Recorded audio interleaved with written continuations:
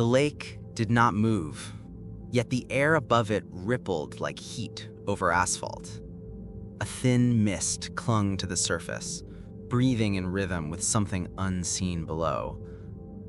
The houses along the waterline leaned inward, their reflections trembling in the black glass.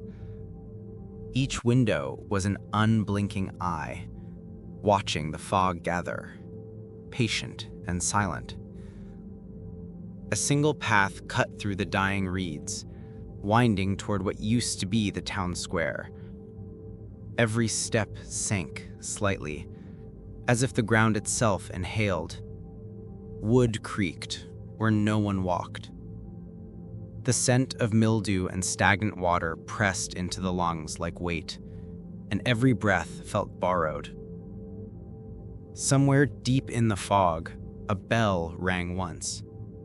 Not from a church, but from beneath the lake. The sound came slow, wet, and wrong. Every echo seemed to pull the listener closer to the shore. The sun never fully rose. Instead, it hovered behind the mist, smearing its pale light over everything, like a candle burning underwater. Shadows drifted across walls that had no solid source, bending in directions light could not reach. The reeds whispered in unison, their tips brushing against invisible hands. The sound resembled breathing. A door stood open on the farthest pier. Its hinges were slick with green moss, its threshold coated in silt. Inside, the air was colder, not because of the season, but because it remembered. The walls glistened as though they were sweating out memories.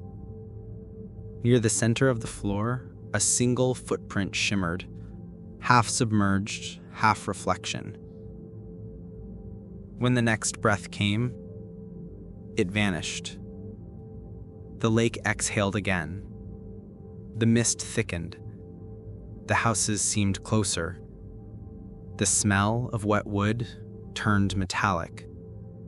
And then, faintly, the same bell rang again. But this time, it came from inside the open doorway. The streets bent inward, folding like damp paper. Wherever the road began, it ended at water. Old signposts jutted from the shallows, their letters blurred beyond recognition. Every surface mirrored something slightly off, the reflection of a lamp that wasn't lit, a window that didn't exist, a shadow that lingered too long. There were no people, yet the town carried weight, an afterimage of movement. Curtains fluttered, chairs turned, doors swayed shut without wind.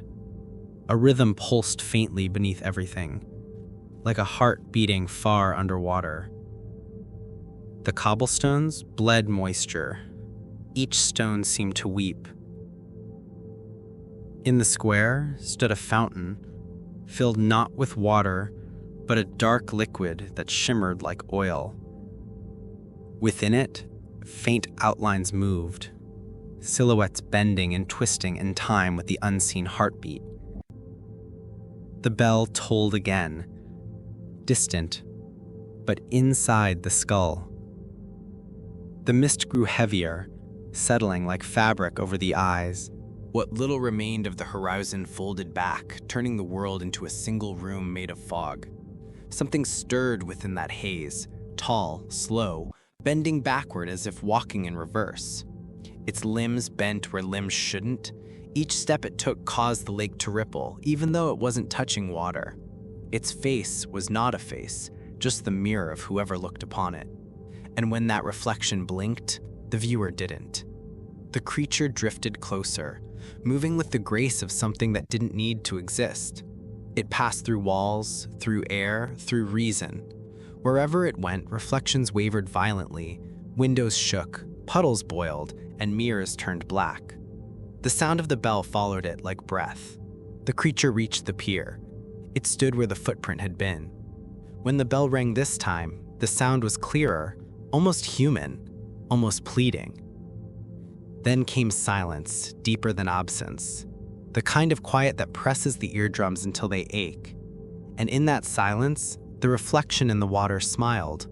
A ripple spread outward, distorting everything. Houses leaned farther inward as if straining to watch. The mist inhaled sharply, drawing itself closer around the figure. Then, without warning, it dissolved, like steam over ice. Only the lake remained, perfectly still, perfectly mirrored. Dawn arrived, but the light never changed. The mist simply rearranged itself, pretending to be morning. The reeds swayed in rhythm with the wind that didn't exist. Somewhere, unseen hands dragged the pierboards slightly farther into the lake. The houses were empty again, but not untouched. Wet footprints trailed from the water to every door. Each print pointed inward. The windows reflected nothing. Inside those reflections, faint shapes lingered, like after images of people who had once stood there too long. The bell tolled again, softer now, more like memory than sound. The ripples spread in perfect circles, touching the edges of everything. As they passed, walls, trees, and sky trembled like the surface of the lake. Then it began again. The path through the reeds, the open door, the silent town square. Every object in the same place, yet slightly wrong. The boards creaked half a second earlier. The mist moved in unfamiliar directions. The reflection lagged. The only difference was the water. It was no longer black, but a deep, bruised gray, as if it had begun to rot. At the center of the lake, something vast and unseen turned over. The mist pulled inward, forming a spiral that reached toward the shore. Beneath that spiral, the outlines of rooftops could be seen. An entire second town, identical, inverted beneath the surface. The bell sounded again, from both above and below.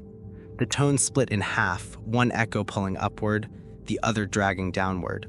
The two sounds collided, forming a low hum that shook the reeds and shattered the mirrors in the empty houses. The air filled with shards of reflection. Every piece showed something different. An eye, a hand, a door closing, a face pressed against glass. None of them belonged to anyone real. The spiral of mist descended again, merging the two towns. The one above began to sink. The one below began to rise. The world folded over itself like a page turning endlessly, no beginning, no end. The reeds fell silent. The air held its breath. For a moment, everything was perfectly still. Then the bell rang again, faint, exhausted, eternal. Its sound reached through fog and flesh alike. The mist inhaled, the shore exhaled. The path through the reeds opened once more as if welcoming something back. The door on the farthest pier stood ajar. Inside, the wall still glistened with memory, and near the center of the floor, a footprint shimmered, half submerged, half reflection. The lake did not move, yet the air above it rippled like heat over asphalt.